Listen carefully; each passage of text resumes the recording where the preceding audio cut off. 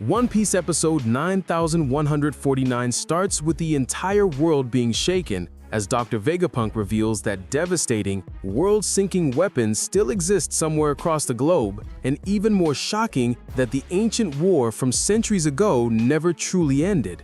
Despite everyone from that era being long dead, he claims the conflict continues in secret. Vegapunk then shifts his message, apologizing for a burden he believes is his responsibility. He explains that his lifelong dream was to create a revolutionary energy source to advance humanity. Though still incomplete, he succeeded in creating the Mother Flame, an energy he hoped would one day benefit all people. But a fragment of it was stolen, and that theft is what he blames himself for. Meanwhile, Stussy and Edison discuss Nusujuro's attack on the Labo phase. Fearing that a member of the Five Elders is already on the way, Edison begs Stussy to escape. She asks to release Kaku, not wanting him punished for something he didn't cause, assuring Edison she will stop him from chasing the Straw Hats. Edison agrees and apologizes for forcing her to betray Cypher Pole, the people she had come to see as friends, but he tells her that her struggle proves she's human and urges her to live on, bringing Stussy to tears. Vegapunk continues, explaining that 2 weeks after the Mother Flame fragment was stolen, a mysterious light appeared above the Lulusia kingdom.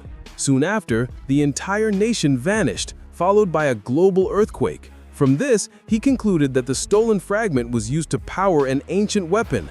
He doesn't know who used it or why, but he still considers himself partially responsible for the genocide. People everywhere are horrified to learn Lulusia was truly destroyed.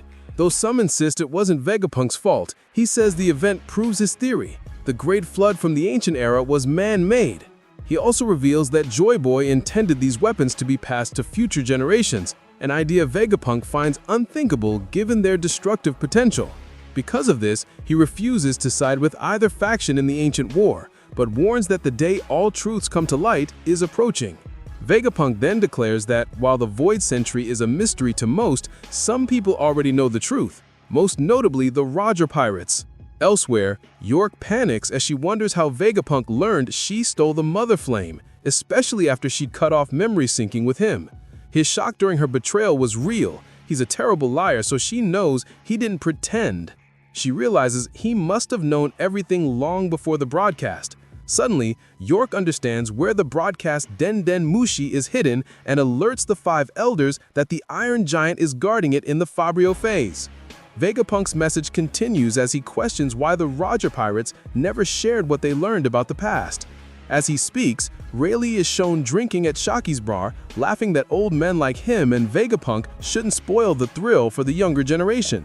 And this was the end of episode 1149. I hope you enjoyed it, and if you did, make sure to subscribe and like the video to help the channel growth. See you in the next episode recaps. Peace.